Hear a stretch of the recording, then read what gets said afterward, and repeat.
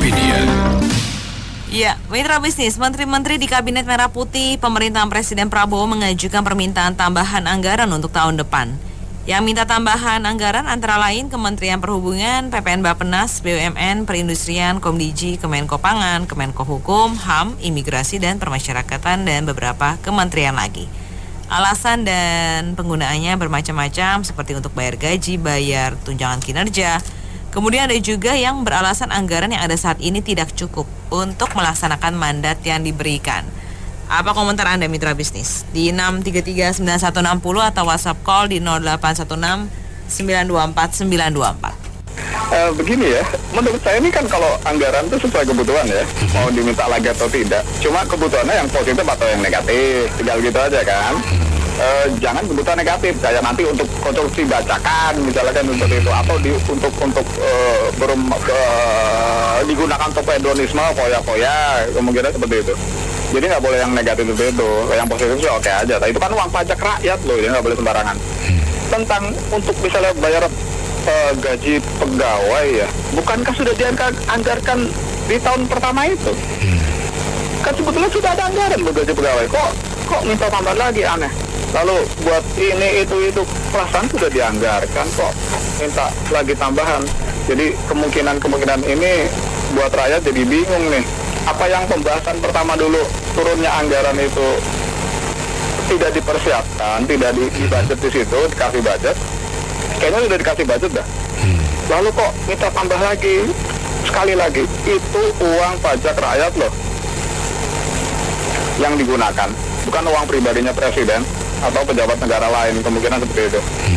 Nah, jika pengulangan uang pajak rakyat yang katanya penggunaan anggaran negara itu irit, pengiritan anggaran negara, kenapa sih judulnya pengiritan anggaran negara praktek yang minta tambah lagi?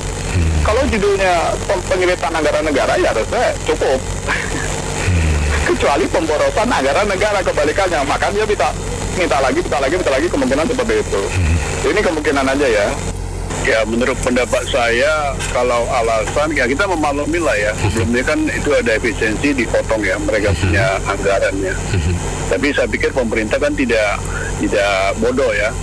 Yang dipotong itu kan anggaran yang rapat-rapat di hotel, perjalanan ke luar negeri, studi banding ya kan. Jadi mungkin lihat sekarang ini sudah ada mulai pemasukan atau gimana, itu naikkan, mereka minta penambahan. Jadi kalau dengan alasan untuk bayar gaji itu ya bullshit namanya itu. Kalau menterinya mengatakan bayar gaji itu udah ya, jadi itu bohong kepada rakyat, itu sudah nggak benar. Alasan itu sudah sangat nggak tepat sekali. Itu ya akhirnya itu ya merugikan presiden kita ya, atau menjatuhkan sengaja buat demikian. Masa bayar gaji tidak diprogramkan, itu tidak masuk akal. Terima kasih. Jadi namanya anggaran itu kan direncanakan dengan benar, artinya tepat sasaran. Jadi kalau memang minta anggaran tapi untuk kepentingan rakyat, ya itu sih oke-oke aja. Tapi kalau anggaran hanya untuk tadi membayar gaji, ya kurang betul lah. Ya jadi ini yang minta ini departemen apa, nah terus dikoreksi. Biasa kan begitu, kalau anggaran dikoreksi, yang nggak cocok coret, yang cocok kalau betul-betul menguntungkan rakyat ya diloloskan, bukan berarti harus ditolak atau diterima semua gitu. Ini wajar lah kalau di perusahaan juga sama, pengajuan anggaran yang nggak cocok ya dicoret, yang cocok diterima, tapi pelaksanaannya dikontrol yang penting. Kalau misalnya sudah diloloskan, tapi dalam pelaksanaannya betul-betul menjengkelkan rakyat, apalagi dikorupsi, ya sudah di menterinya diapain gitu. Anggaran siluman ntar jadi. Anggaran siluman, itu yang penting dikoreksi, dikontrol yang benar. Nah masalahnya yang kontrol ini siapa gitu. Ya rakyat sih kalau misalnya anggarannya naik diloloskan, tapi untuk kepentingan rakyat, ya tidak masalah sih. Cuman masalahnya pertanyaannya dulu kan katanya efisiensi. Sekarang jadi minta tambahan. Nah uangnya dari mana? apakah benar punya uang? Kalau diloloskan berarti kan negara punya uang. Kenapa uang itu nggak dipakai untuk yang kepentingan rakyat? Nah kemarin aja pajak mau dinaikin, ya kan? BPJS mau naik. Nah, itu aja buat perbandingan. Iya, saya pikir kita sebagai rakyat jangan coba-coba pakai kalimat asertif ya. Kita sih kalau rakyat kalau naik anggaran nggak apa-apa, asal bermanfaat. Ini kalimat paling berbahaya, Pak. Kalimat yang membunuh banyak rakyat Indonesia. Karena sesungguhnya institusi, kementerian atau lembaga atau menteri atau siapapun yang sedang menaikkan anggaran ini, itu dia tidak sedang meminta uang kepada Presiden Prabowo atau meminta uang kepada Sri Mulyani. Dia ini sedang meminta kepada rakyat Indonesia, Pak, melalui pajak. Tadi Pak apa itu yang menyampaikan, ini akan berimpact kepada pajak.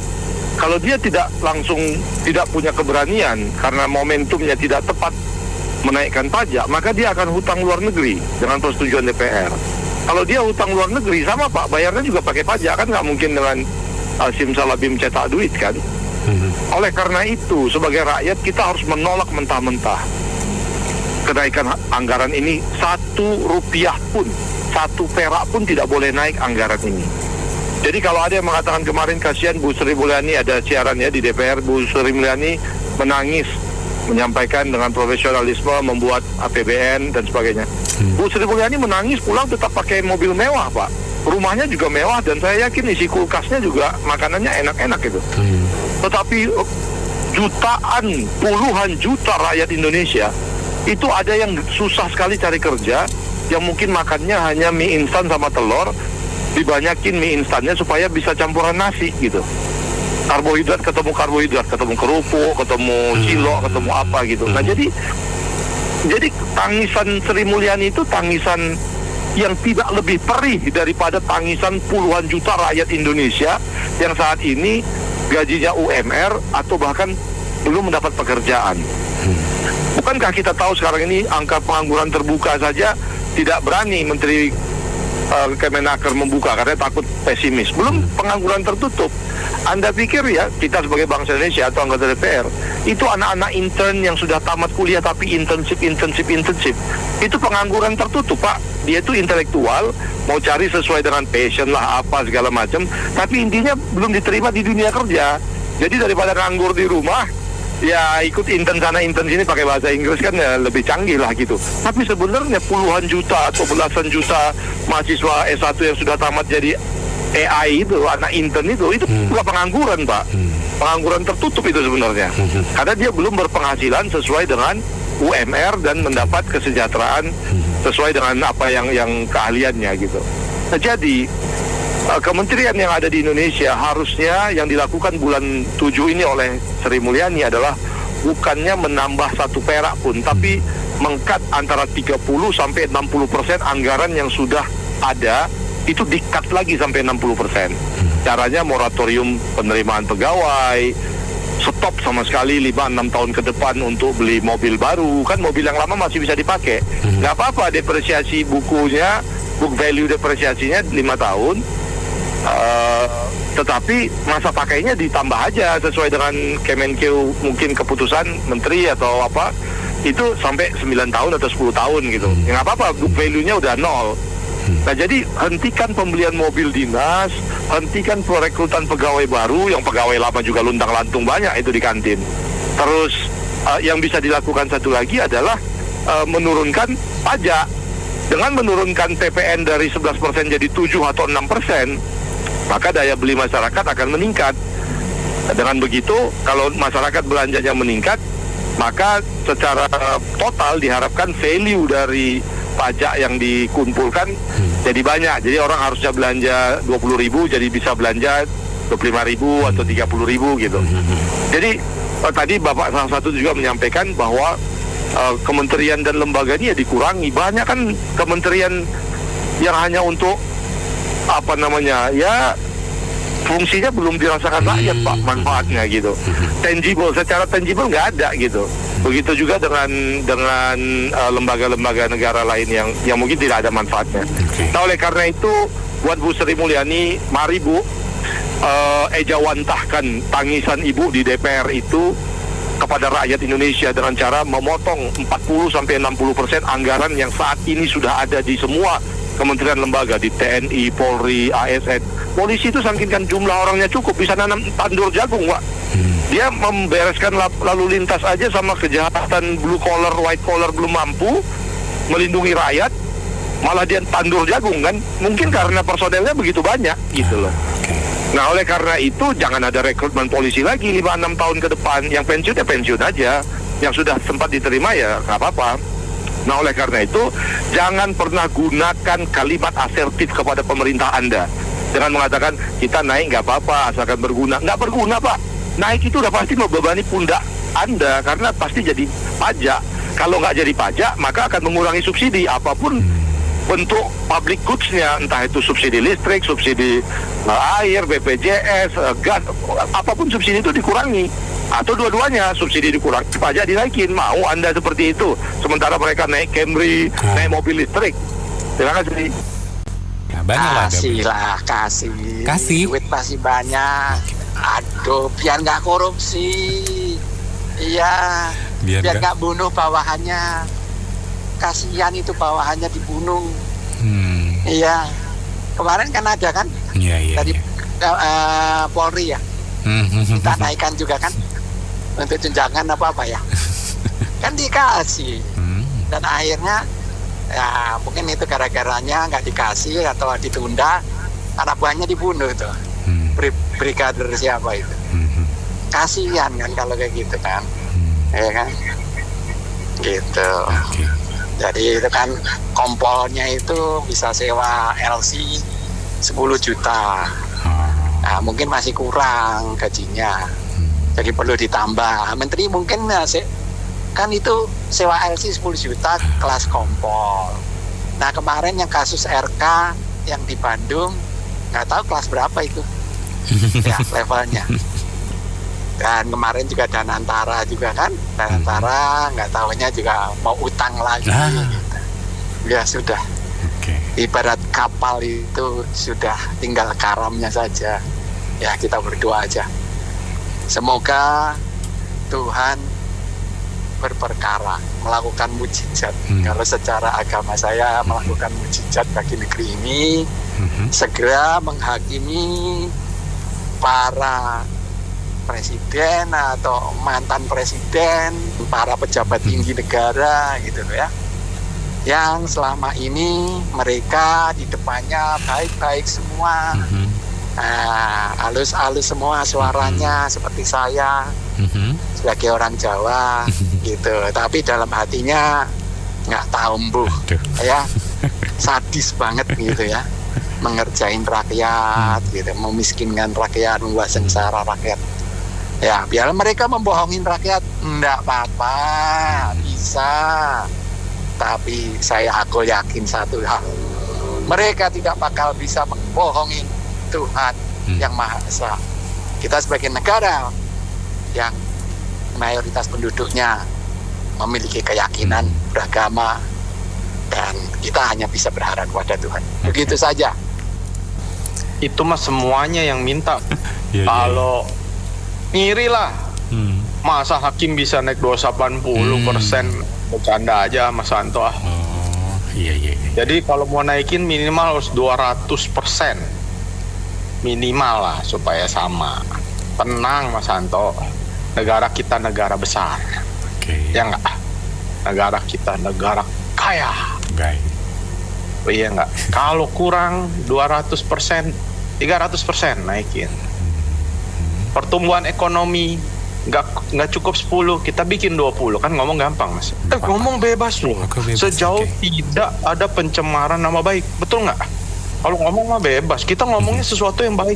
Pertumbuhan ekonomi 20%, boleh nggak? Menteri 100 kurang 200, nggak masalah kan? Kalau kurang cetak uang. Tadi Mama Maid udah ngomong. Cetak uang aja, bikin uang baru, nggak masalah. Mau inflasi, super inflasi, urusan nomor 2. Masih kurang lagi, jual pulau. Banyak pulau yang bisa dijual, Mas Santo. Intinya pejabat harus makmur. Betul nggak? Kalau dia makmur, dia nggak korupsi. Kan hipotesisnya begitu. Kita hanya mengikuti hipotesisnya, ya nggak? Kalau kita kuliah kan ada H1, habis itu kesimpulan, ya nggak? Nah, nolnya negara kita banyak korupsi. H1-nya, jika ingin korupsi hilang, naikin gaji. Nah, jadi kesimpulannya, naikin gaji. Kan begitu kita waktu sarjana bikin skripsi. Begitu kan Mas Yanto? Ya nggak? Nah, saya hanya mengejawantahkan, keren ya bahasa gue ya, mengejawantahkan apa yang sudah diucapkan. Jadi gampang, solusi banyak, tinggal diatur mau diambil yang mana, itu aja. Jalan-jalan di Glodok sama Pancoran. Cakep. Pejabat-pejabat Indonesia hanya pintar korupsi sama tambah anggaran. Masuk Kong Hansen. Benar, Ben? Bener, masuk ke kayangan. Iya, masuk ke kayangan. Yoi. Enggak, Ben ya, kita sebagai rakyat ya.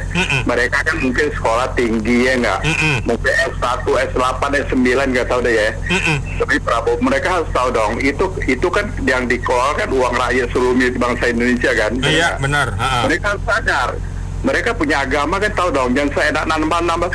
Kalau tepat sasaran sih nggak benar. Karena rakyat kita masih banyak hidup di bawah kemiskinan, dok, benar. Benar. Ya buat saya sih nggak ada masalah. Cuma saya nilai pejabat sekarang ya, hanya mikirin jidat dia mereka sendiri, tau nggak? Beli mobil lah, istri jalan-jalan ke luar negeri lah, ya nggak? Beli jam tangan, HP mewah, tapi rakyat masih tinggal di bawah kolong, Ben. Benar.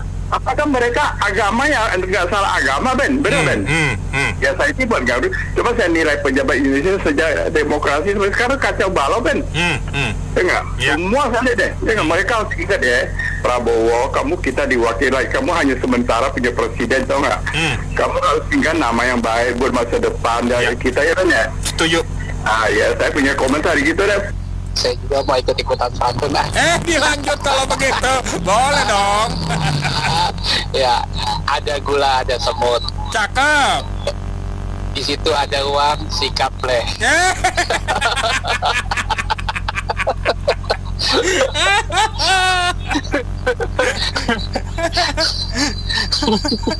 Iya toh. Iya. Lah kalau nggak ada uang, nggak ada apa, ya toh. Mana mau gitu kan? Apalagi sekarang yang namanya BUMN 30 BUMN itu pada dirangkepin. Ya toh?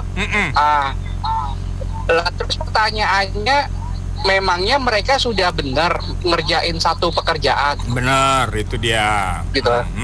Bahkan sampai ada yang ngerangkapnya jadi komisaris lah, jadi apalah. Benar. Yang gajinya itu jubile. Gile. Udah kan? Gajinya tandon. Wah, itu satu orang itu udah bisa 1 bulan itu mungkin ya. Itu kisaran 1 miliaran lebih ya. Nah, itu dia. Itu double loh itu. Double impact loh. Iya, apalagi inilah saya nggak tahu ini apakah ada kayak semacam skenario di mana itu kemudian Indonesia itu akan berubah benar-benar jadi gelap. Kemiskinan di mana-mana. Waduh. Ya, saya nggak tahu apakah itu benar ada skenario ke sana atau tidak. Karena sekarang apa yang mau istilahnya yang mau dihasilkan? Ya toh. Sekarang kalau misalnya ada yang dihasilkan minta duit, nambahin kayak kementerian, berapa kementerian tuh yang minta duit tuh? Banyak. Ya toh? Ya. Jadi minta duit kalau itu ada hasilnya yang cukup relevansi dengan kesejahteraan rakyat, nggak apa-apa. Tapi tapi banyak udah sering terjadi, bisa dihitung mana yang istilahnya yang yang relevansinya itu untuk kesejahteraan rakyat. Mana, gitu kan? Apalagi kemarin saya nggak sempat komentar mengenai BPJS mau naik. Itu kan sudah gimana ya? Udah kebangetan. harusnya yang diperbaiki itu adalah kesejahteraan dulu, gajinya, ada sidak, perusahaan-perusahaan yang masih memberikan gaji di bawah 5 juta. Itu kan harus ada punishment-nya bagaimana. Tapi kan ini kan kayaknya Kementerian Tenaga Kerja santai baik. Dan pada akhirnya ya udah lu aja pergi ke luar negeri. Nah, duitnya siapa? Oke. Gitu kan, duitnya siapa? Sekarang duitnya siapa gitu loh, Om. Iya, benar. Jadi misalnya sekarang sedikit untuk luar negeri itu paling tidak itu sekitar 30 juta lebih loh. Itu duitnya siapa? Mau dari Komdes, Koperasi Desa Merah Putih. Nah, kalau nggak bisa nyaur terus gimana? Nah, loh, itu dia. Loh, sekarang tuh kita bicaranya koperasi banyak, bahkan ada yang bank pelecit, udah semakin beredar sekarang. Itu kan? Iya. Itu kan bukan malah nyekek leher rakyat. masyarakat. Iya, benar. Ya toh? Ya. Harusnya itu dipikir, gitu kan? Ya. Dan harusnya rakyat ini sekarang sudah bangun. Ya. Jangan tidur baik. Ih, bangun Pak, harus. Bangun. Ayo bangun. Ya. Kita buat revolusi. Waduh. Itu aja. Oke. Kalau menurut Ibu, penambahan anggaran itu adalah hal yang wajib. Kata bahasa Konohanya tuh is a must, MUST kan. Kalau digeser-geser, maksudnya dialihkan ke tempat lain atau kementerian lain, itu adalah hal yang mustahil, ya. Nah, kalau pemotongan itu adalah hil yang mustahil. Enggak. Nah, jadi intinya dia ada tuh yang bagus tuh bilang katanya nih peserta BO nih mending masuk politik aja, ya enggak? Daripada ngomong-ngomong begini udah sampai bertahun-tahun tidak ada hasilnya. Nah, kalau pendapat Ibu sih ya, kan mau nambah anggaran nih. Anggaran ini apa? Duit kan, uang kan. Yeah. Makanya bagi pejabat duit itu lembaran merah dari Bapak Proklamator kita kan. Iya, benar. Kalau duit buat rakyat ialah doa, ya, usaha, ikhlas, tawakal gitu. Jadi intinya kalau pejabat mau nambah anggaran, udah cetak aja tuh duit, ya enggak? Ya. Cetak biar banyak, cetak sebanyak-banyak. Perlunya berapa sih? Mau triliun, mau sampai 1000 triliun, mau 100.000 triliun, cetak aja, ya enggak? Sesamat. Nah, akibatnya apa? Kebanyakan duit kan? Nah, akhirnya apa-apa semua orang nggak perlu duit, ya udah makmur dong Indonesia. Terima kasih. Minta dikorting anggaran nggak mungkin, nggak wajar lagi potong. Tanda itu pantas dong, apalagi tahun ini kan dipotong berapa persen untuk Danantara. Tentunya dia ngiri Danantara 14.000 triliun lebih. Sampai sekarang belum kelihatan kerjanya kok. Kalau menteri-menteri ada kelihatan kerjanya. Mama juga negara yang kaya raya, nggak punya utang, gemah ripah loh Cinawi, murah pangan sarwa tinandur, murah tandang sarwa tinuku. Nah, itulah Indonesia. Tek. Silakan aja anggarannya ajukan sebesar sana, nanti saya yang tanda tangan. Oke. Saya ingat itu loh, siapa yang nggak mau lagi, ayo, woi. Gitu dong BR. Dan aja inilah biar puas, kita hanu rata, harta Nusantara bagi rata. Ya, rata di atas. Kenapa bisa sampai minta kenaikan anggaran ya? Iya. Dan begitu besar. Sebenarnya setiap tahun adalah permintaan kenaikan anggaran. Cuman yang tahun ini, yang sekarang ini disorot karena permintaan kenaikan anggarannya itu fantastis gitu loh, besar sekali. Ya kan, sangat besar. Kenapa? Karena kabinetnya juga sangat besar yang sekarang. Ya kan, misalkan ada misalkan untuk Menko kan sebelumnya cuma 4 Menko. Kalau yang sekarang kan jadi 7, ya kan. Sedangkan sedangkan di APBN sebelumnya itu anggaran yang tersedia cuma untuk 4 Menko, sementara sekarang 7, ya kan. pasti kurang ya, itu tandanya. Terus kemudian dengan beberapa kementerian, ya kan, ada beberapa kementerian yang saat ini itu dimekar gitu loh. Jadi beberapa, sedangkan di APBN sebelumnya itu yang tersedia anggarannya itu hanya untuk masing-masing satu kementerian aja. Ini kan artinya butuh anggaran juga kan, karena ada beberapa kementerian dimekarkan, ya kan, tambah banyak gitu kan, gitu. Jadi saya rasa gini ya, efisiensi anggaran, tapi kok malah minta nambah anggaran di APBN 2026, ya kan gitu. Jadi saya rasa ini saat ini bukan namanya efisiensi anggaran, tapi ini namanya budget relokasi, ya kan. Jadi budget dari kementerian dan lembaga itu direlokasi untuk program pemerintah yang dianggap prioritas seperti MBG, gitu kan. Salah satunya MBG. Mbak Mary tahu kan, lembaga baru Badan Gizi Nasional. Lembaga baru Badan Gizi Nasional juga minta tambahan anggaran tahun depan untuk program MBG kan, menjadi 335 triliun. Besar juga gitu kan. Terus kemudian dari lembaga yudikatif juga ya, lembaga yudikatif MA, MK, KY itu juga minta penambahan anggaran, ya kan. Kenapa? Mereka menunjukkan video dari Pak Prabowo yang pernah mengatakan bahwa Pak Prabowo akan menaikkan gaji hakim sebesar 280%, ya kan. Jadi saya rasa Pak Prabowo jangan terlalu cepat mengumbar janji sana sini juga, ya kan, harus realistis juga gitu. Jadi saya rasa ya kita lihat aja nanti ya. Dengan penambahan, kalau misalkan penambahan anggaran ini disetujui Mbak Mary ya, kita lihat aja nanti apakah dengan penambahan anggaran yang drastis ini akan membuat kinerja mereka itu menjadi fantastis, ya, sehingga berdampak bagi peningkatan pertumbuhan ekonomi. Jangan sampai sebaliknya, dan berdampak juga bagi kesejahteraan rakyat. Jangan sampai sebaliknya, malah hanya untuk kesejahteraan para pejabat, ya kan. Mudah-mudahan enggak seperti itu, tapi kan biasa-biasanya kan seperti itu juga, ya kan. Kita harus fair-fairan juga. Jadi saya ada terakhir sih, saya punya cerita singkat ya Mbak Mary ya.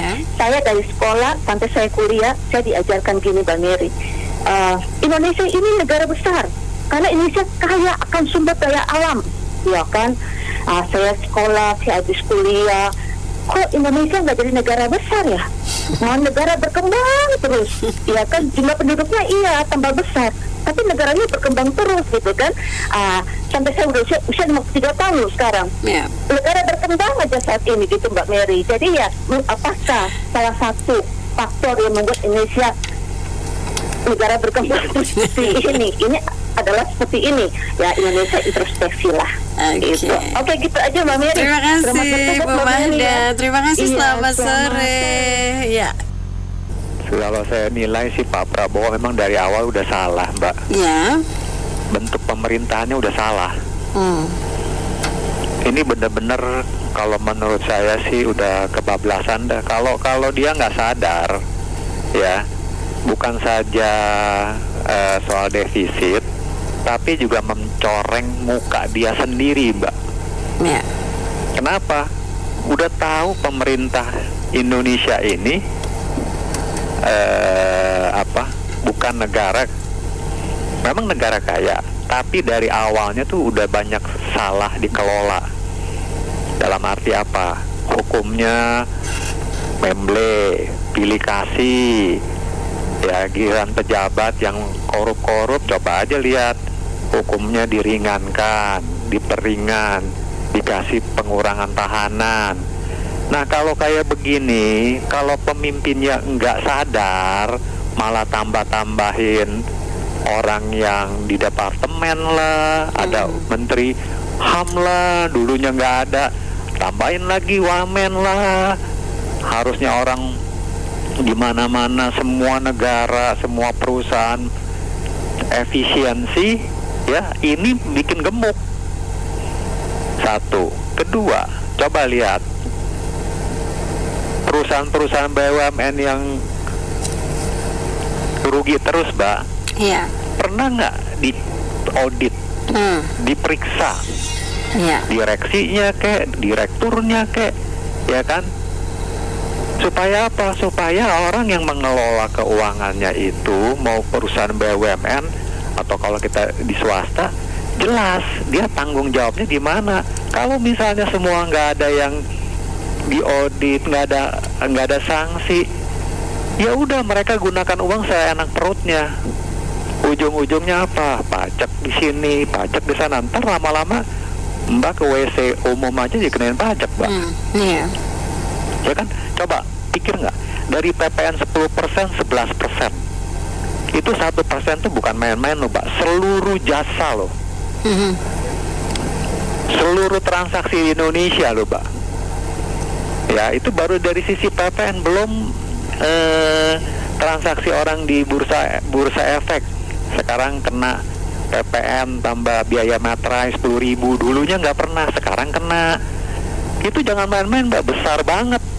Satu hari aja orang transaksi berapa T di bursa efek. Nah, uangnya kemana? Jadi kalau si Pak Prabowo ini dia lagi pusing, ya memang pusing karena dia memang ciptakan pusing sendiri. Memang dia itu bukan orang yang bisa ngelola negara kalau saya bilang. Gitu loh. Jadi memang bangsa ini tidak pernah belajar dari pengalaman dan tidak pernah belajar dari negara lain supaya bangsa ini lebih maju ke depannya. Itu kesalahannya di sini, Mbak. Ya, yang paling merajalela apa ya? Para koruptor akhirnya. Para koruptor lah, yang oknum-oknum pejabat jaksanya lah, hakimnya lah, polisinya lah, semuanya kong kali kong. Badannya gemuk-gemuk, rekeningnya gemuk-gemuk. Yang kasihan rakyatnya aja makin susah, makin keterbelakang gitu loh. Makasih, Mbak. Mas Benny, kalau menurut saya anggaran itu ada di beberapa kementerian yang penting-penting saja, seperti hal-hal pembangunan. Itu kan nggak bisa dikurang-kurangi efisiensi. Nanti kalau dikurangi oleh pemerintah, kan pembangunannya bisa roboh. Itu kan nggak boleh diefisiensi. Kita jadi lihat hal-hal mana yang lebih penting. Jadi tidak semua sekarang ini kan banyak rakyat teriak ya, karena pemerintah yang baru ini belum kelihatan hasil kerjanya. Benar. Jadi mereka semua mengeluh. Kalau menurut saya pemerintah itu sebenarnya bertujuan fokus pertama untuk ekonomi. Kalau rakyat ekonominya lancar, bagus, maka negara Indonesia ini kan akan maju. Setuju, Bu. Kalau sekarang ini mereka mengeluh banyak PHK. Memberikan solusi yang terbaik. Berikanlah lapangan pekerjaan kepada rakyat sebanyak-banyaknya agar ekonomi lancar. Bener, Bu. Itu aja. Menurut saya sih ya pemerintah harus transparan, tapi kayaknya nggak mungkin. Misalnya dari anggaran ini dia keluarin buat apa-apa aja, tapi terperinci gitu loh. Jadi kita tahu ini benar-benar dipakai buat apa, dan kan dari itu perincian itu bisa dicek ke lapangan emang udah dilakukan atau enggak, hasilnya kayak gimana. Kayaknya sih itu nggak mungkin dikasih tahu deh. Soalnya kalau benar-benar emang nggak dimakan duitnya atau dikorupsi, ya nggak mungkin dong dia kasih tahu rinci, nggak mungkin gitu. Jadi menurut saya sih kalau rakyat nggak percaya ya wajar gitu loh. Karena kayak apa ya, kalau misalnya semua dijabarkan dengan rinci, masyarakat juga dapat manfaatnya, saya rasa sih nggak bakal ada yang pesimis atau komen negatif gitu ya. Karena kan kita merasa ya udah berapa puluh tahun nih kayak Jakarta aja nih ada perubahan apa gitu loh. Jadi kotanya itu ya begitu-begitu aja. Emang dari ada peningkatan, cuman kan maksud saya itu berapa ratus triliun loh. Berapa ratus triliun itu loh. Kita kalau nanya kan boleh dong ya. Kita kan yang bayar pajak. Kita nanya boleh dong. Ini duit dikemanin aja gitu aja, Mbak Mary. Makasih. Terlalu mengada-ngada begitu. Aduh, udah tahu negara lagi kacau begini, lagi defisit begini, anggaran lagi. Ya itu Prabowo terlalu banyak menterinya, menteri Menko Polhukam, menteri ini sampai hampir 100 menteri.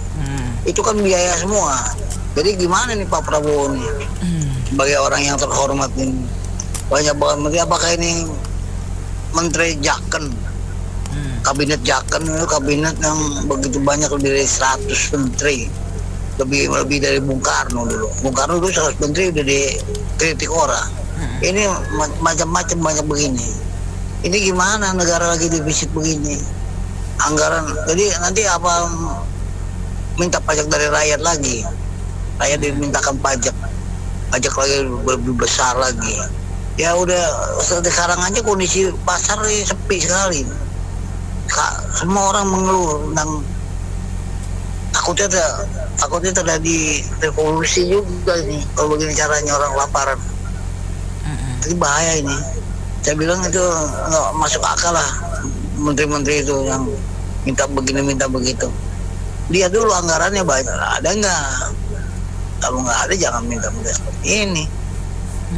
Itu harus diukur loh. Setiap orang mesti bisa mengukur pendapatannya sendiri-sendiri, baru bisa enak-enakan makan di restoran atau makan di warteg. Ya, baru mulai sudah minta triliun-triliunan. Aduh, menyedihkan lihatnya. Sudah tahu kondisi negara kita sedang susah, masih minta anggaran. Itu anggarannya pasti, saya jujur aja kalau lihat nggak jelas ya apa segala macam. Yang menurut saya sih sebenarnya kita harus kalau dianggarkan itu ya kayak banyak yang kemarin beberapa berita yang udah dibaca, guru-guru yang harusnya dikasih fasilitas yang bagus supaya mereka dikonsentrasi mengajar di sekolah-sekolah. Sekolah-sekolah yang sudah rusak banyak di pedesaan, di Papua, di pinggir-pinggiran desa yang rusak-rusak itu dibangun supaya anak-anak didik kita juga pinter, bisa bersaing sama dunia luar. Nah, di balik itu juga anggaran itu kalau udah sebentar lagi begini pasti pajak naik lagi, pajak yang dibebani rakyat semua. Kenapa nggak fasilitas tuh para anggota DPR dipotong beneran? Itu buat untuk tunjangan-tunjangan yang lain. Dan tunjangan DPR itu nggak usah segitu gede. Mereka terima rakyat yang sengsara. Mereka menikmati makan enak, tinggal di hotel mewah, rakyatnya sengsara. Waktunya enak, rakyat sengsara. Menurut saya mereka tidak sepantasnya lah mendapat fasilitas yang terlalu indah, terlalu mewah. Banyak kebutuhan buat negara yang lebih penting daripada fasilitas buat para anggota DPR. Makanya kalau kita anggota DPR itu ya orangnya itu aja betah. Kenapa ya? Karena udah nggak ada kerjaan lain, tinggal tenang-tenang. Kerjaannya juga nggak jelas. Saya anggota DPR, kalau saya lihat seperti itu. Kementerian juga tolong yang jelas. Apa sih banyak yang mungkin digembungin lah dia punya itunya, korupsinya kita nggak pernah tahu. Jadi banyak hal di pedesaan tuh, di kampung-kampung dibangun sekolahan, pendidikan, gaji guru yang masih ada ratusan ribu rupiah aja, gimana mereka hidup.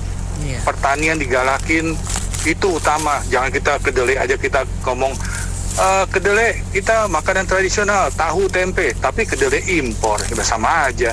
Berarti makanan elit juga jadinya. Jadi mereka tuh minta anggaran mungkin dapatnya kecil-kecil kali ya. Mereka ada kebagiannya kecil-kecil, jadi minta lagi nambah gitu. Iya. Jadi kan mungkin biaya sekolah anak pejabat mahal kali. Jadi kalau cuma anggaran segitu dapatnya kecil. Jadi gitu aja, karena kalau nggak bisa NKRI bisa mati, kata Pak Tony, bener. Oke, baik. Jadi nggak wajar lah ya, girang BPJS defisit rakyat dinaikin iurannya. Cuma 7 T ya kata Pak Tony. Girang mereka minta nambah gila-gilaan. Seharusnya itu benar, rakyat itu yang dimanjain, bukan pejabat yang dimanjain. Tema hari ini kita itu dengar ini kan emosi langsung kan. Ini apa-apaan sih minta anggaran naik lagi segala macam. Baru 2 hari lalu kemarin kita bahas BPJS iuran mau naik, segala macam mau naik.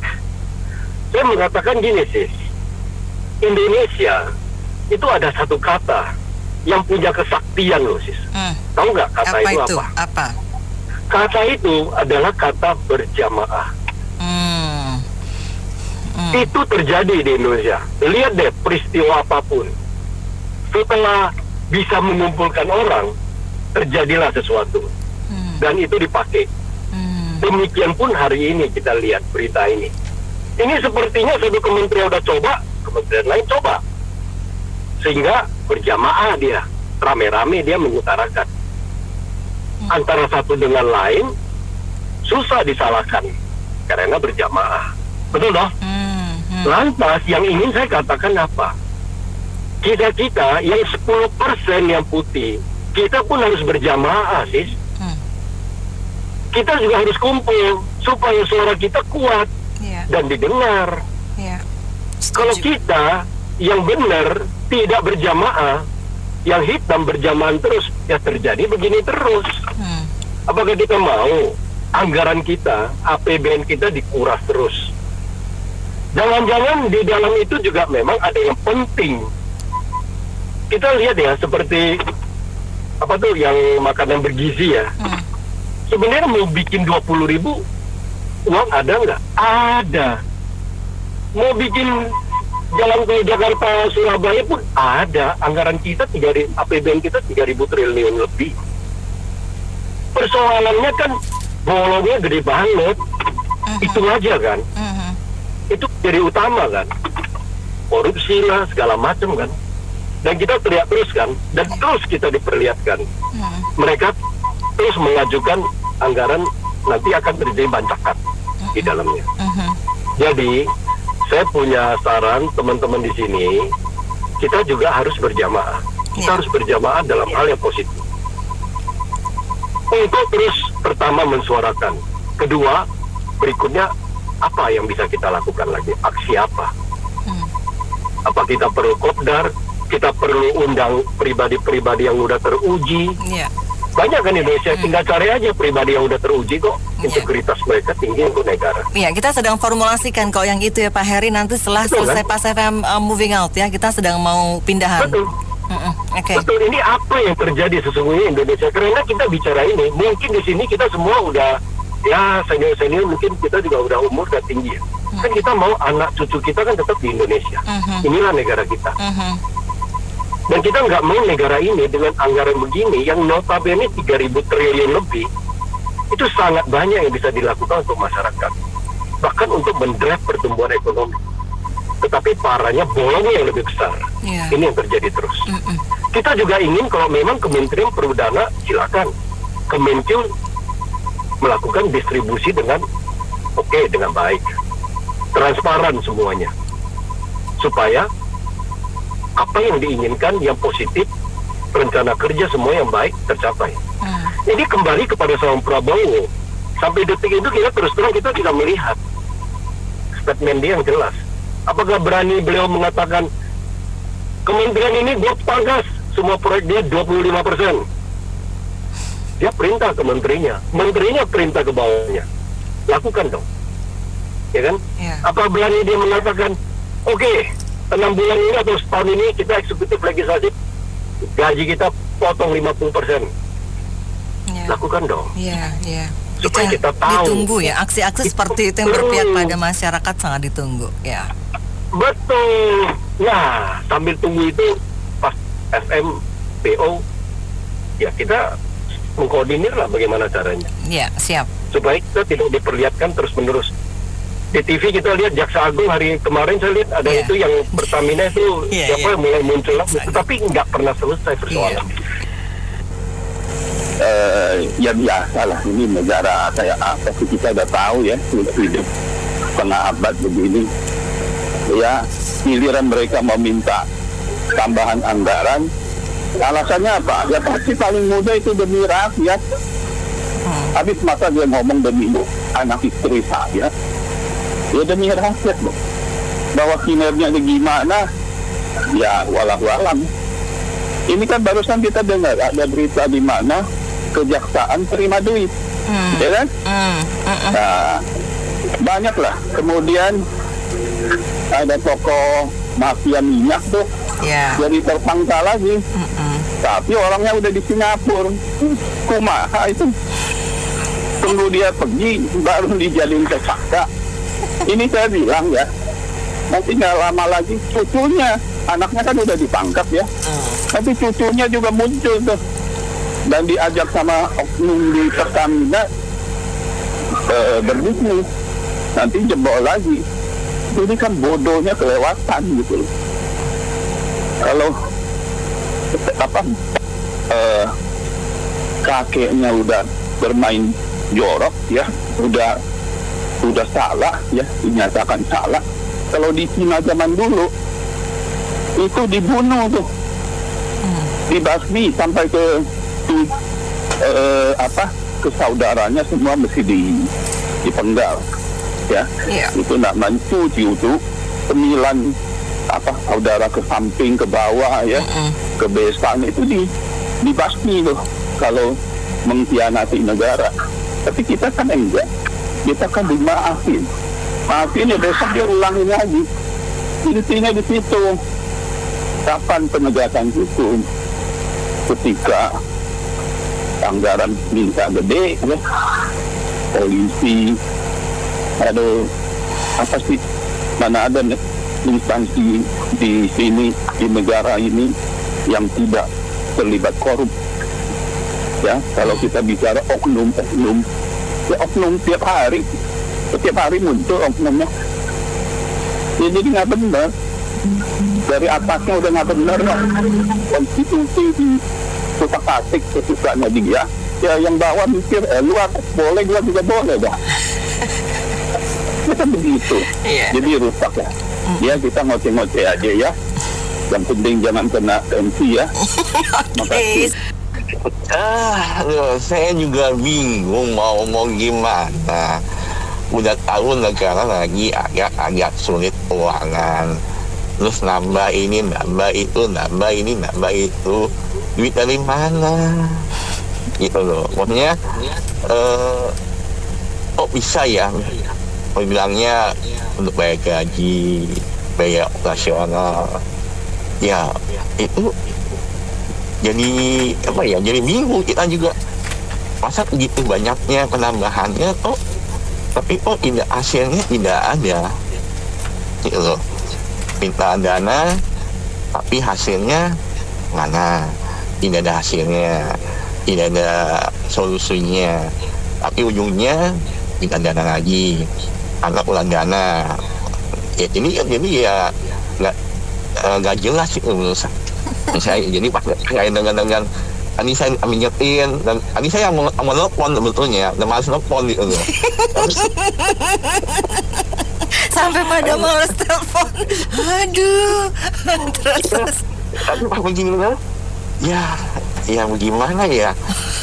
Bisa gitu loh. Maksudnya nggak berpikir logis gitu loh. Itu aja sih menurut saya. Ya, kayak dulu siapa kan ngomong yang di DPRD itu, yang akhirnya udah meninggal itu orangnya kan. Ya, minta anggaran uang makan, gak dia bisa makan lobster setiap harinya gitu. Ya gitulah pejabat kita ini, mau dari DPR lah, mau dari kementerian manapun lah, ya gitu. Masih nggak cukup. Mau minta anggaran sampai triliunan pun juga kalau kinerjanya nol, hasilnya apa? Lihat aja sekarang kita ini sebagai warga biasa, lihat negara kita ini seperti apa sekarang ini. Apa yang diapresiasikan? Ya nggak ada. Semuanya ya gitulah negara kita. Ya kita juga ya sebagai warga ya mau gimana lagi. Pejabat ya begitulah. Ya kita sekarang ini gitu. Sebenarnya mungkin pada nggak bisa komen, ya nggak tahu datanya juga ya. Saya juga nggak tahu datanya. Maksudnya nggak tahu datanya, jumlah besaran anggarannya kah? Bukan. Jadi kan kita kan nggak tahu apakah mereka butuh naik karena emang kurang.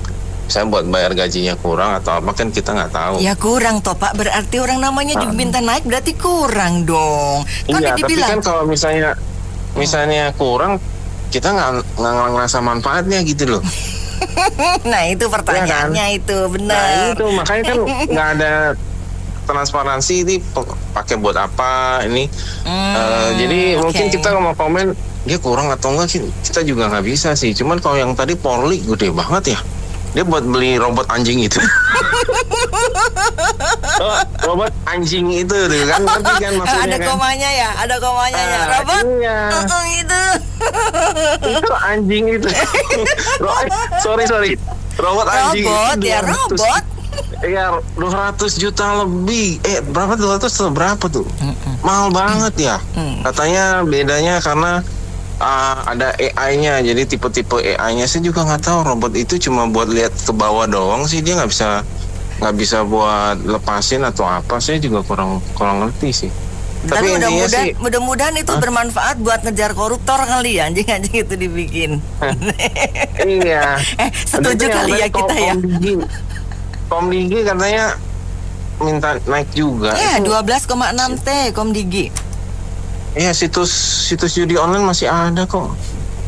Ya, saya bingung juga. Jadi maksudnya kalau penambahan itu apakah emang bisa? Maksudnya apa ya? Kita kurang merasa manfaatnya juga. Yang perumahan itu juga. Mungkin yang terkait itu ya yang proyek apartemen 1 juta itu ya, 1 juta apartemen itu. Iya bisa jadi. Ya, program 3 juta rumah jadi. Itu kali ya. Iya, jadi maksud saya makanya kita nggak bisa banyak komen juga karena ya infonya juga kurang. Cuma istilahnya kalau buat naik gaji kita kayak gimana ya merasa dia orang naik gaji. Tapi manfaat buat kita itu buat guru ya, adanya buat guru. Katanya guru itu masih banyak yang digaji cuma berapa ratus ribu. Jadi kita bingung aja gitu. Kenyataan dan permintaan mereka itu kayaknya nggak sinkron gitu. Kalau misalnya emang nggak ada kasus-kasus yang kayak gitu ya mungkin mereka minta masuk akal. Nah itu harusnya ini yang jawab Ibu Sri Mulyani nih. Iya. Gitu. Apaan sih anjing-anjing pagi-pagi? Robot kok masih dibisu-bisui? Robotnya kan masih dibisui. Oh robot anjing. Oh iya. Apa tuh Mbak? Aku nyalain radio tuh langsung anjing-anjing apa sih hari ini? Anjing lagi ngomongin heli guguk. Yang kemarin itu loh yang dipamerin robot anjing. Najis nggak tuh? Ya. Najis gula tuh. Nggak tahu dia keluar air liurnya apa enggak, nggak ngerti sih. Lebihannya jadi barang haram, jadi najis. Kalau dipakai buat nggak bener kan? Betul. Tapi kalau misalnya memang itu dikaryakan buat ngejar koruptor, setuju nggak lu? No related lagi anjing. Dan itu adalah statement impossible. Itu bener tajam ke bawah. Mau nyambung kemana? Aduh. Kalau ngejarnya ke atas nanti bilangnya gini, keluar ada note indikatornya. Haram. Oke deh. Ada usulan baru itu ya negara ini uangnya dari mana kan gitu loh, harus diprediksi tuh Mbak. Yang penting perencanaan Mbak. Semua ada perencanaan, baik kepolisian maupun di BUMN ada perencanaan. Mungkin pikirnya kan shareholdernya gede Pak, 280 juta orang. Ya dari situ toh Pak. Nah makanya kan gini, dari awal kan kalau itu calon-calon yang pengajuan pejabat-pejabatnya kan juga pakai duit, tim sukses. Itu siklusnya 5 tahun, tim sukses uangnya harus kembali Mbak. Nah digali dari situ, ini dari awal anggaran APBN ini kan udah pada ngusulin, kira-kira kembali nggak 5 tahun gitu loh. Bang saya tim sukses. Break even ya Pak, 5 tahun. Iya. Sekarang korupsi itu kan susah kan Mbak. Dari pejabat yang paling bawah, dari RT sampai gubernur itu kan pakai uang semua tuh. Itu tidak akan selesai di Indonesia Mbak. Berapa generasi kan? Kita udah merdeka 1 generasi loh Mbak. Iya. Nggak selesai. Kalau selamanya pakai tim sukses itu berat Mbak. Jadi kita melihatnya orang Indonesia orang perlu pinter Mbak, tapi harus berduit. Entah duitnya utang, dari mana kan jual apa harus kembali. Sudah saya mikir kenceng-kenceng, kalau 5 tahun uangnya kembali atau lebih itu kan berarti udah untung lah. Iya. Susah. Jadi kan gini, kalau saya lihat di korupsi di Pertamina itu susah. Saya udah kemarin cerita ke teman-teman di Pertamina lah. Itu kalau di Pertamina kan instansi pemerintah yang istilahnya nganu lah, yang positif lah. Dan sekarang kan gini Mbak Nina mau jadi ngajuin pejabat.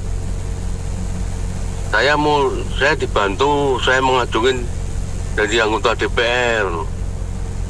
Nah Pertamina dikasih edaran gitu kan, kepala Pertamina kan pusing ini. Mau nyumbang 100.000 buat 1 miliar kan orang etik gitu. Iya, itu dari nganu lah, pejabat DPR. Nanti urung Bapak RI1 ya, RI1 tolong saya dibantu, saya nyalon presiden. Orang mungkin 1 miliar, 2 miliar toh. Lagi. Nah, laporannya Pertamina diaudit kan tetap laporan. Iya caranya ngatasi ini kan. Pejabat Pertamina tetap bingung tuh Mbak. Pengeluaran 1 juta ada catatannya kok. Nah, saya pernah nonton itunya si podcastnya si Bosman Mardigowi ya. Dihitung-hitung semua dari APBN untuk bayar anggaran ASN berapa, terus bayar DPR berapa, semua ya. Kalau saya nggak salah tuh yang benar-benar dipakai buat pembangunan cuma 20% loh. Terus sisanya? Sisanya itu untuk biaya-biaya yang begitu-begituan lah. Begini nih, begitu tuh. Oke, terus? Jadi akhirnya kan kita bayangin ya gimana Indonesia bisa maju kalau yang dipakai buat pembangunan tuh kecil banget gitu kan. Sedangkan yang lain dipakai buat pemborosan ya, termasuk pembolotan masyarakat. Pembolotan itu dengan BLT bantu langsung tunai. Yang tadi dipakai buat jedol segala macam itu kan. Ya itu narkobanya, kalau menurut saya sih itu narkobanya rakyat ya. Jadi supaya rakyatnya nggak bingung terbius, jadi nggak ribut, ya udah dikasih narkoba BLT. Tapi karena itu memanjakan akhirnya tidak ini. Tapi yang jelas kan kita bayangkan ya, kalau pejabat begitu banyak, mahal ya, dan DPR tuh tiap 5 tahun nambah loh berapa ratus juta tuh kan, 100 miliar mungkin orang-orang banyak kan. Pensiunnya kan kita harus tanggung. Jadi karena artinya benar-benar kalau benar-benar mau survive ya kayak Indonesia tadi Pak Tony bilang apa? NKRI harga mati, tapi NKRI bisa mati kalau begini karena harus bayar terlalu banyak, bayar hutang, bayar ini, tapi yang nggak produktif gitu. Maka sayang ya. Itu aja Mbak. Oke, jadi ini soal anggaran memang ya. Sebenarnya kan mestinya performanya dulu dong, kinerjanya. Ada prestasi yang bagus sekali, misalnya pertumbuhan ekonomi jadi 10%. Itu proven ya. Ini malah mangkas loh, prediksinya maksimum 5%, 4-5% prediksinya. Padahal dulu kan maunya kan lebih dari itu. Lah, belum ada prestasi aja sudah minta nambah anggaran. Terus yang kedua, saya ingat ya, kemarin baru nonton itu jadi gubernur DKI dengan gubernur Jawa Barat itu memberikan semacam kata-kata atau pernyataan lah di acara anti korupsi gitu.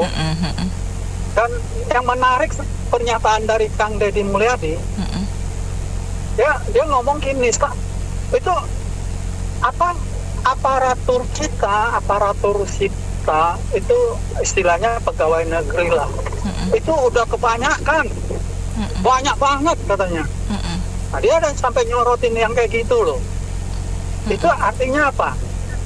Itu memang beban untuk bayarin gaji pegawai negeri kita itu cukup berat.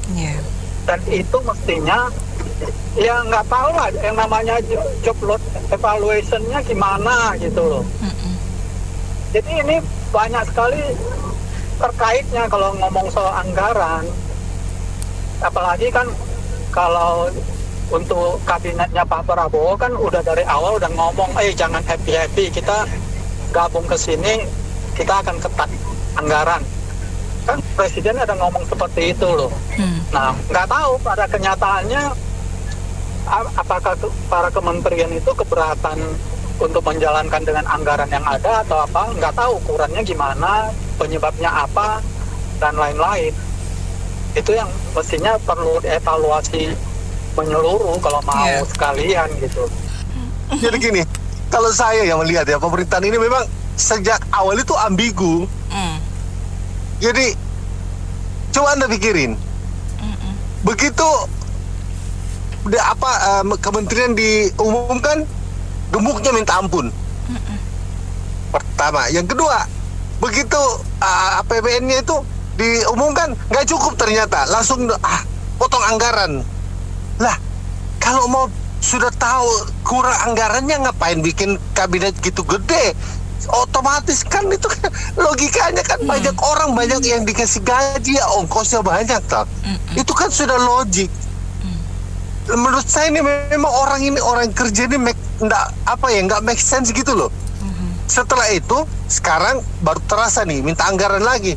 Lah yang pusing kan ibu menterinya, ibu menteri keuangan ini. Anda bayangin aja, uang masuk yang mestinya dulunya tuh masuk ke anggaran pemerintah itu ya, termasuk adalah itu dividen dari perusahaan-perusahaan BUMN ya. Sekarang nggak masuk ke pemerintah, dikeluarin masuk ke Danantara. Nah, terus pemerintah disuruh nombokin itu, cari sendiri. Nah, sekarang teriak lagi kementerian minta anggaran tambahan. Lah, dari mana uangnya kalau nggak ngutang lagi? Lah, mau ngutang, Pak, utangnya Indonesia ini sudah hampir 40%. Gila nggak?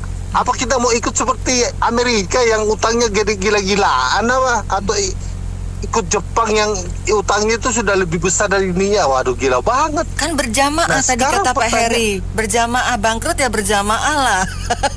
Lah itu dia. Ya itu dia, makanya menurut saya otak-otak cara berpikir pejabat-pejabat kita ini, pokoknya gue nggak mau tahu mau bagaimana, pokoknya gue butuh gitu loh. Lah ini kan repot. Lah setelah itu pimpinan kita nggak ngerti. Kalau memang sudah seperti ini memang harus berani cut jumlah menteri, di cut, nggak usah banyak-banyak. Ngapain coba pendidikan itu harus dasar apa semua, nggak perlu, satu aja dari dulu kan sudah cukup. Satu menteri kementeriannya sudah cukup untuk satu, mulai dari SD, kalau perlu mulai dari TK, pra-TK sampai dengan kuliah selesai, satu menteri aja cukup. Ngapain pusing-pusing, kebijakannya satu selesai, nggak putus-putus. Sebenarnya itu kesimpel ya. Nah ini ya, bos kita ini kan orang ABRI ya, dari mantan ABRI ya, militer. Nah militer ya, otomatis pikirannya bagaimana meningkatkan pertahanan. Apalagi melihat perang di mana-mana, ada rasa khawatir ya. Ya otomatis anggaran pertahanan ditingkatkan. Nah walaupun sebenarnya kita tidak menghadapi ancaman apa-apa, tapi ya tetap aja ada rasa worry seperti itu. Ya wajar. Cara berpikir itu dibentuk dari masa lalunya, ya gimana? Nah, sekarang kembali lagi, kita mau kemana sebenarnya ini? Kita ini mau kemana negeri ini? Rakyat butuh-butuhnya pajak dinaikin lagi, rakyat diperjelas lagi, ekonomi sudah hancur-hancuran, rakyat sudah tidak punya kerja, dipajakin kiri kanan, ampun dah. Harusnya pemerintahan kita yang kabinet merah putih ini harusnya Bu, ibaratnya ini kita harus ikat pinggang Bu. Zaman lagi susah sebegini, pada menterinya keblinger semua, pada pemborosan. Kalau begini terus bisa kacau Bu, kapan Indonesia bisa maju? Ya kan, harusnya semua pajak semuanya apapun penggunaannya transparan. Ini di negeri kita mana ada transparan untuk penggunaan anggaran semuanya. Itu Bu. Ya semoga presiden kita ini ya harus lihatlah menterinya, kalau nggak bisa kerja reshuffle gitu loh Bu. Itu maksudnya para menteri itu minta naik tambahan buat budget itu buat dikorupsi, Mbak. Atau mungkin mau korupsi dikit kali ya, jadi minta tambah ke Bapak buat Bapak ngasih gitu. Iya, bisa jadi. Hanya nyata, Mbak, kita udah minta banyak banget. Jadi ibaratnya ibaratnya kita bekerja membantu gitu ya. Belum kita gaji 5 juta, waduh bingung kita kerja aja belum biasa gitu kan. Apalagi kayak kan bikin itu kan masih banyak tuh penyelewengan di internet tuh, kayak situs porno, judi online, terus akun-akun palsu, pinjol-pinjol yang nggak benar, itu kan harusnya ditertibkan. Karena kan salah satu dalam ranah mereka, kewenangan mereka untuk memblacklist situs kayak gituan, Mbak. Tapi kan nyata sampai sekarang belum berhasil tuh.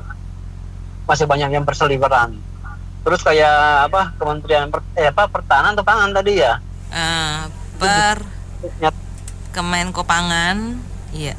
Yang Kemenko Pangan itu nyatanya banyak orang miskin yang belum mampu beli beras, belum mampu beli gula, bahkan rata-rata mereka masih makannya tuh bukan Senin Kamis lagi, Mbak, tapi Senin Kamis, Mbak. Perlu dievaluasi juga. Jadi kalau misalnya mau minta tambah anggaran, paling nggak tunjukkanlah kinerjanya dulu seperti apa. Nanti kan juga kalau Pak Presiden Republik itu bekerja dengan baik, dengan benar, pasti nggak usah diminta pun. Saya rasa sebagai Presiden mereka tahu lah ini kira-kira pos-pos buat kementeriannya kayak kurang banyak, harus ditambah gitu. Benar saya rasa itu, Mbak Anita. Terima kasih. Ya, kalau kementerian itu mengajukan tambahan anggaran, itu sebetulnya mesti dicek dulu kementeriannya itu memang butuh tambahan atau enggak. Katanya kan anggarannya untuk tambah gaji. Dievaluasi dulu dong, karyawannya kebanyakan enggak, karyawannya kerja dengan bener enggak. Satu lagi indikator kalau kementerian itu mengajukan tambahan itu mungkin karena sebelumnya memang anggarannya itu mudah sekali dibocor ke sana kemari lah. Jadi ini tambahan anggaran lagi, pemerintah mungkin agak lebih lemah atau dalam pengawasan. Jadi kesempatan ditambah lagi aja supaya kan dapat bocoran banyak lagi. Terima kasih. Ya, pendapat saya satu ya, saya percaya belanja pemerintah itu memberi dampak pertumbuhan ekonomi, pergerakan ekonomi di semua level ya, level bawah, menengah, dan atas. Nah, jadi kalau mau butuh permintaan anggaran belanja ditambah, ya balik lagi tadi sudah sempat diinfo bahwa yang produktif, jangan bicara lagi untuk kesejahteraan pegawai gitu ya. Ini kan minim kontribusi. Memang ada komponen belanja masyarakat itu menjadi faktor pendorong pertumbuhan ekonomi ya, ekonomi negara. Nah, jadi fokusnya menurut saya di breakdown lagi terhadap apa permintaan anggaran tersebut dialokasikan. Karena saya juga percaya banyak hal bahwa karena belanja pemerintah ini subject to audit ya oleh BPK. Laporan dari BPK ya satu dari dua auditor belanja atau pertanggungjawaban belanja keuangan negara ini juga bisa dibeli gitu loh. Wajar tanpa pengecualian, itu ranking tertinggi ya dari proses audit oleh aparat pemerintah, baik oleh BPK atau BPKP. Itu bisa dibeli, sudah proven lah. Cari aja di beberapa kementerian ya. WTP itu tahun depan menterinya nyemplung gitu ya ke teralis besi gitu kan. Belum lagi bicara implementasi di lapangan, bahwa dalam setiap belanja itu prosesnya itu ada imbal balik gitu ya. Oh, kalau kamu dapat 100, saya dapat berapa nih gitu kan. Jadi tawar menawar. Jangan-jangan nanti yang masuk ke kantong pejabat seperti Pertamina itu 70% gitu. 30% yang dibelanjakan dari 100. Jadi minim banget. Kenapa pertumbuhan ekonomi nggak mencapai angka yang ditargetkan? Bisa jadi itu ya, 70% diserap oleh oknum, bukan oknum lah. Sudah kita tunjuk aja lah menteri dan kroni-kroninya gitu ya. Lalu yang real itu 30% yang di spending gitu kan. Bagaimana perputaran ekonomi bisa sesuai kalau asumsinya adalah yang dibelanjakan oleh pemerintah 100 gitu. Ternyata fakta di lapangan hanya 30. Banyak hal lain yang patut diperkuat supaya mata Dewi Keadilan ini tetap tertutup gitu ya. Dia tidak melihat siapa yang di hadapan dia, tapi dia siap dengan timbangan keadilan gitu kan, karena hukum untuk dibentuk atau dipertahankan untuk bertindak adil dan pedang di tangan kanannya. Itu pendapat saya, makasih. Baik, terima kasih kembali Pak Indra atas opininya. Baik mitra bisnis, terima kasih sudah bergabung. Saya Anita Wijaya.